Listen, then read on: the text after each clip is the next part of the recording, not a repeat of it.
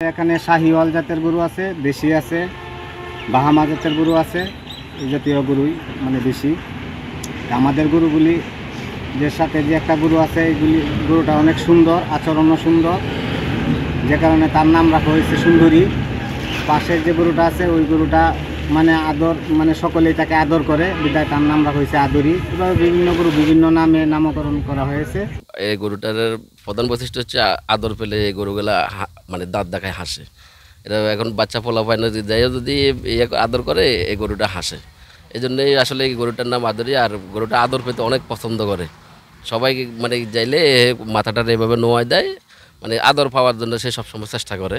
এই জন্য এই গরুটার নাম আদরি। আর আমাদের গরুর ফার্মের যে বৈশিষ্ট্য সেটা হচ্ছে আমরা কাঁচা ঘাসের উপরে সবচেয়ে বেশি ডিপেন্ড করি।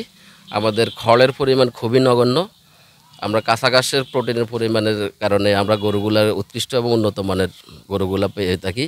আমাদের এখানে 6 মাস 7 মাস যাবৎ এখানে লালন পালন করার কারণে কাঁচা ঘাস দিয়ে সব ন্যাচারালভাবে সব কিছু করা হওয়ার কারণে গরুগুলা হৃষ্টপুষ্ট এবং সুন্দর দেখতে।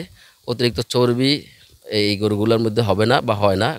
যে চর্বি না হলে নয়, ওরকম পরিমাণে হয়। আমরা খুবই হিসাব নিকাশ করে প্রত্যেকটা গরুর ওয়েট অনুযায়ী আমরা এই গরুগুলোর খাদ্য খাওয়াই। আমাদের এখানের গরুঘর থেকে আবাসন ব্যবস্থা থেকে শুরু করে গরুর লালন পালন বা আমরা কোম্পানির ফিডগুলো নিজে ইউজ করি না, আমরা ইউজ করি আমাদের নিজেরাই এই ফিডগুলো তৈরি করি, নিজেদের করি। এই কারণে আমাদের গরুগুলা অনেক সুন্দর দেখতে এবং অতিরিক্ত চর্বি না থাকার কারণে গরুগুলা অনেক সুঠামদের অধিকারী। এই কারণে আমরা মনে করি যে আমাদের খামার থেকে সবাই গরুগুলা সংগ্রহ করবে। যারা এই খামারটা শুরু করছি এরা আসলে বিভিন্ন পেশার সাথে জড়িত। তো সবাই মিলে কোনো 2020 সালের কোরবানি ঈদের সময় আমরা মিলে সিদ্ধান্ত নেই যে আসলে আমরা নিজেরাই, যেহেতু আমাদের নিজস্ব জায়গা আছে, আমরা একটা খামার দেওয়ার পরিকল্পনা করি। তো ওই থেকে আমাদের যাত্রা শুরু। 2021 সালে আমরা প্রথম 40টা গরু দিয়ে শুরু করি। এবছর আমরা আলহামদুলিল্লাহ 100টার মতন গরু প্রস্তুত করছি এই আসন্ন কোরবানি ঈদকে ঘিরে। তো আমাদের এখানে দেশি জাতের গরু আছে, সিন্ধি জাতের গরু আছে, শাহিওয়াল জাতের অনেকগুলো সুন্দর গরু আছে। এছাড়া আমাদের গাভীর একটা প্রজেক্ট আছে, যেটা মানে অনগোয়িং। আমাদের 5টা গাভী আছে বর্তমানে। তো এভাবেই চলছে আলহামদুলিল্লাহ। গরুগুলো অনেক যত্ন করি।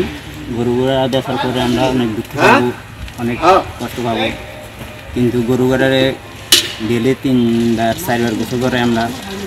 এখন ভুসি খাওয়াই, কোনো খাবার খাওয়াই না। গরুগুলাদের আবার কাঁচা ঘাস খাওয়াই। গরু গেছলে আমাদের সমস্যা নাই, কোনো ক্ষতি হবে না ইনশাল্লাহ। আমরা কোনো কেমিক্যালযুক্ত খাবার খাওয়াই না। খাই মানুষের শান্তি হয়েছে, স্বাদ আছে। এই কারণে এবারও যতজন গরু নিছি, এবারও প্রত্যেকটা কাস্টমার আমার থেকে গরু নিছি।